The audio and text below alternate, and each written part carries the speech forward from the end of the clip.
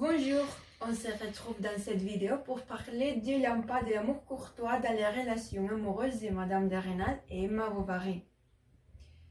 Les idéaux nationalistes nourrissent l'exaltation de l'identité française post-révolutionnaire. Le romantisme puise son inspiration dans la période de la création de l'identité et de la nation française. Il explore et récupère la fascination pour l'amour courtois, la chevalerie et le christianisme du Moyen-Âge. Les Rouges et les Noirs et Madame Bovary héritent ces influences romantiques en ce qui concerne la construction du personnage féminin et les cadres des relations adultères. Dans Les Rouges et les Noirs, grâce à son amour, sa candeur et ses préjugés, le personnage de Madame de Rênal devient l'héroïne la plus fascinante de Stendhal, parce qu'elle joue le rôle de dame universelle et se fixe sur les codes chevaleresques. Elle tombe amoureuse de Julien Sorel, le jeune précepteur de ses enfants, qu'elle idéalise, ce qui permet Julien d'adopter le rôle de chevalier courageux et hardi, avide des prouesses futures. Ils doivent désormais soumettre les relations à la clandestinité. Pour Julien, conquérir Madame de Rênal est une prouesse, est un fait d'ambition pour surmonter l'échelle sociale, un exploit guerrier, pas un acte d'amour, pas un plaisir. Madame de Rênal se révèle comme un objet de conquête et un moyen de sanctionner sa virilité et sa vanité. L'analyse des premières rencontres nous permet de confirmer que Stendhal obéit les phases de l'amour courtois, de la tradition courtoise.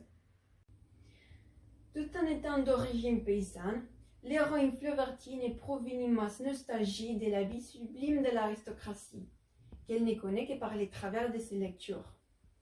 Au contraire que Madame de Rênal, Emma ne sera pas un objet de la séduction, elle deviendra un sujet actif de la séduction. Elle prendra les pas et séduira des hommes dans le but d'accomplir ses rêves et se tourner contre les tabous de la société. Dans la représentation imaginaire de l'amour courtois chez Emma, la métaphore des chevaux acquiert une place prépondérante dans la vie de l'héroïne fleuvertienne, dans la mesure où il retrace la monture privilégiée de la vie aristocratique qu'elle désirait mener. Ainsi, les chevaux sont présents dans chaque rencontre amoureuse de l'héroïne avec ses amants.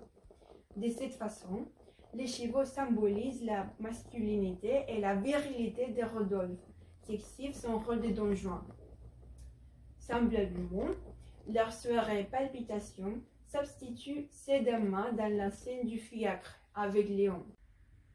Est-ce que, en effet, ni Stendhal ni Flaubert montrent explicitement les moments de la rencontre sexuelle, clé dans la culmination de l'amour adultère.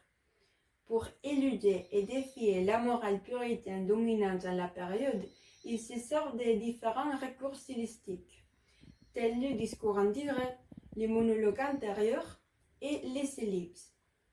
Dans Les Rouges et les Noirs, les non-dits prédominent sur les dits.